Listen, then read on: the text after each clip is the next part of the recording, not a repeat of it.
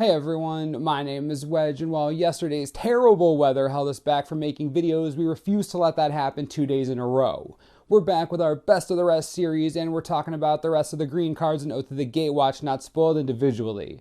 In a little over 12 hours, we'll also release our Oath of the Gatewatch pre-release guide, so be pumped for that. If you enjoy this Best of the Rest series and want to keep seeing them for future sets, let us know. Hit that like button. Wa-pow! We'll begin with Birthing Hawk, 7 mana for a 5/4 Eldrazi drone with Devoid. When it enters the battlefield, put 2 1/1 Eldrazi Scion tokens onto the battlefield. You can also pay 1 of anything and 1 colorless and regenerate the Hawk. I really enjoy the synergy of creating 2 Scions, and they can regenerate him once. It's pretty sweet. Beyond that, it'll be just fine for limited. 1 green mana to cast makes it really easy to splash if you want to, and 7 mana for 3 bodies, just fine with me. Ruin in Their Wake is 2 mana for a sorcery with Devoid. Search your library for a basic land card and reveal it. You may put that card onto the battlefield tapped if you control a land named Waste. Otherwise, put that card into your hand. I get why this card exists. It's like a colorless rampant growth sometimes. The problem is that you will most likely always want this to go get your Waste, but you need Waste in play to take full advantage of it, so I don't know. It's still technically a Waste tutor, which is fine, but it's a little suboptimal. Stalking Drone is 2 mana for a 2/2 Eldrazi drone with Devoid. You can pay 1 colorless and it gets +1/+2 until end of turn. Activate this ability only once each turn. Love this. If you have colorless mana, you're looking at a turn 3/3/4 that you can attack with for some early damage. There aren't many creatures that can block something that size that early. It's a nice way to generate some pressure. Also, a 2/2 for 2 is always fine. Bears for days. Bailiff Pup is 2 mana for a 3/1 beast, and it has trample as long as it has a +1/+1 counter on it. Oh, it's so cute! Anyways, this is a great card with any support you open. Even without that, a 3/1 for 2 is always good, always. You'll want to draft this for days. If you do manage to put a counter on it, brutality. The problem is low toughness, but at that point, you're looking to trade with something much bigger or punish an empty board. Canopy Gorger is 6 mana for a 6/5 worm. Vanilla creatures are vanilla. This is 6 mana for 6 power. It's Elemental Uprising is 2 mana for an instant. Target land you control becomes a 4/4 elemental creature with haste until end of turn. It's still a land. It must be blocked this turn if able. There is some debate about the power of this card, but I see it as a removal spell. If you play this early, like turn 3 or 4, you can easily force your opponent to block with whatever they just tapped out to play. You're creating a 4/4 that has to be blocked. That's great. It's just like a fight mechanic, except you can't choose the creature that blocks. Granted, this is obviously situational at best. It's still pseudo-removal in green, so could be worse. Harvester Troll is 4 mana for a 2/3 troll. When it enters the battlefield, you may sacrifice a creature or land. If you do, put 2 +1/+1 counters on it.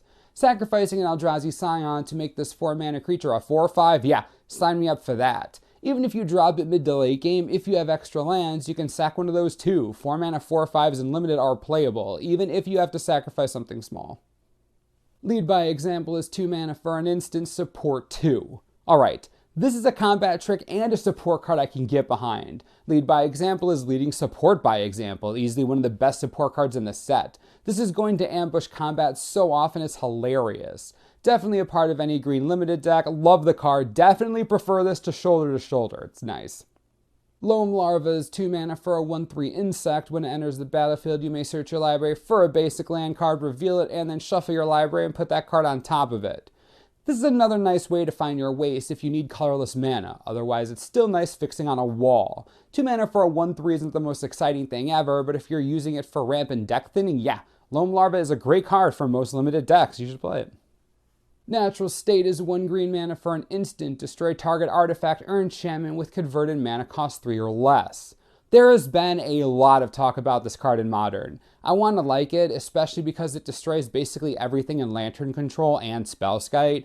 The only real problem here, doesn't kill Splinter Twin. Nature's Claim is always going to be more effective than this card purely because of that. As long as Twin exists, Natural State will not replace it anywhere, even with the 4 life Claim gives. The versatility is too valuable.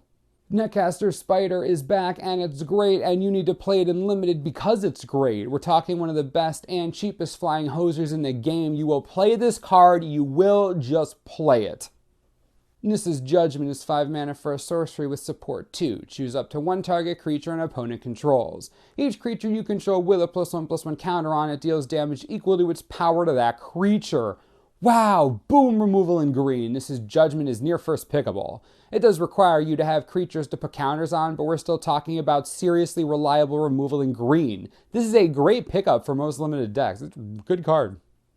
Pulse of Murasa is 3 mana for an instant. Return target creature or land card from a graveyard to its owner's hand. You gain 6 life. This is a perfectly fine card to draft. While this does eat up a lot of your mana, it brings a lot of value as well. Not only are you getting a valuable card back, but gaining 6 life helps to not lose too much tempo, which is the real downside to cards like these. I think it's a fine one in draft.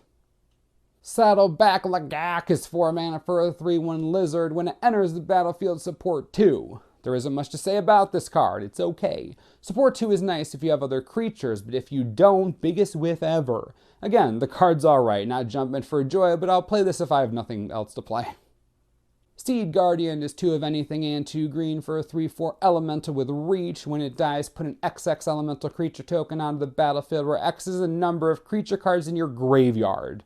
I definitely see why this isn't uncommon. It's going to leave something behind pretty much all the time. Beyond Limited, it's going to see extensive play in Commander, either in graveyard-based strategies or just straight-up Omnith Locus of Rage decks. Talk about serious value. Tajuru Path Warden is 5 mana for a 5/4 elf warrior ally with vigilance and trample. Oh hey, finally we see a good ally with vigilance that can help with cohort. That's sweet. Past that, this is a great common, very powerful. 2 relevant abilities on a card that isn't overcosted at all. I'll take it. Very nice. Definitely playable and limited. It's sweet stuff. Vines of the Recluse is 1 green mana for an instant. Target creature gets +1/+2 and gains reach until end of turn. Untap it. This is our standard 1 green mana pump spell to wreck flyers. You'll take these for sideboard cards and drafts. You'll be happy about that. Nothing else to really say here. Looks like that's going to do it for the rest of the green cards in Oath of the Gatewatch. Looking at all the colors really quickly, I think green is much better off than it was in Battle for Zendikar. Don't get me wrong, that isn't saying much since it was bad, but it didn't get worse here. I don't think it's anywhere near blue or black, but I do think it gives red and white a run for their money. Let me know what you think about the rest of the green cards in the comments below. You know, I love to hear what you have to say. Also, be sure to look out for our pre-release guide coming to you within the next 12 hours. As always, subscribe for the latest and most reliable Oath of the Gatewatch spoiler information you could ever need. This is the Mana Source. I'm Wedge. Thanks for watching. We'll see you next time.